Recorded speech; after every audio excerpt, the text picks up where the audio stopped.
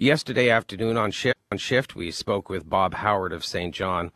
He spent the past week trying to help a friend get out of a timeshare conundrum that's cost her $9,000. Apparently, he's not the only one to be dealing with this problem. We got this call to our talkback line. Hi, my name is Harry Nackman. I'm calling from Fredericton. I heard the interview with Bob Howard yesterday and had to call. I've been a timeshare owner since 1981 and have a total of 3 different properties in Vegas and in Orlando, Florida. I've been happy with all those properties, but recently I wanted to resell one of those properties, particularly the one in Las Vegas.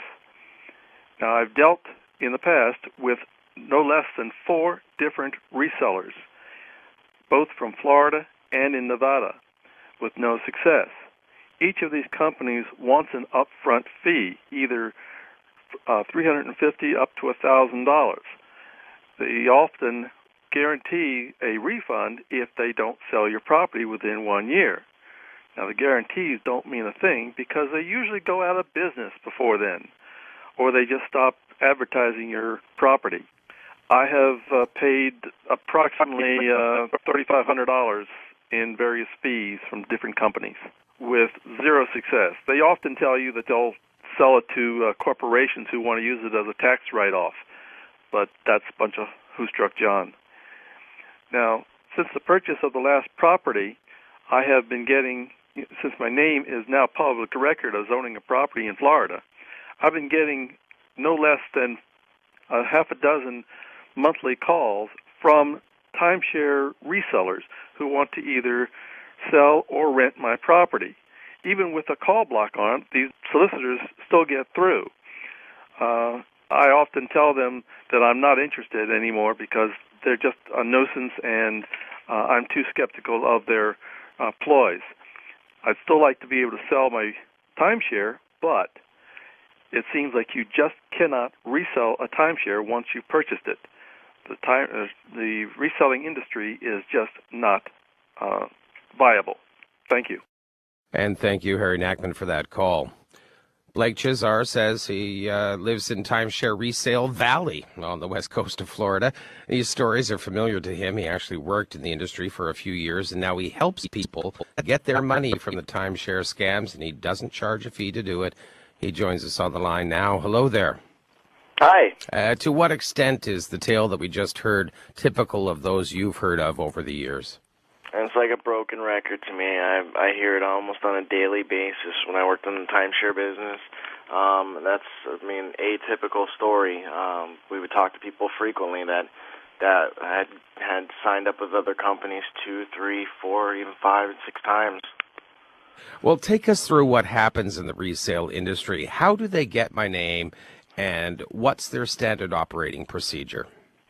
Well, for instance, in Florida, like the gentleman was saying, when you purchase a timeshare deed, that information becomes public record, and all it takes is to cross-reference name and address with another directory service online to match up a phone number, and then you become part of a collective database for a timeshare lead broker. Now, this lead broker is going to sell this collective database of leads several times to several different timeshare companies. I was saying earlier to an associate of yours that in my county alone, I could literally throw a rock and hit a room that has a lot of timeshare, or that does nothing but timeshare resales, or that's the title of it anyway. Okay, so these companies then get these long lists of names and numbers. That's correct. And they do what? And they will sit and dial by hand through each one of these names and call people asking them if they're interested in selling or renting their timeshare and making a profit on it. Now, that's the hook. Everybody's interested in extra money right now, being that it's difficult times. But even just a few years ago, when I was in the business, everybody was interested in making a profit off of an investment either they weren't using or couldn't use anymore. Right. Okay, so I say, yeah, I would like to make a profit. I have no plans on using my timeshare this year or perhaps even next year. So what happens next? The timeshare person, the sales representative would give you a lot of information about their company, most of it useless.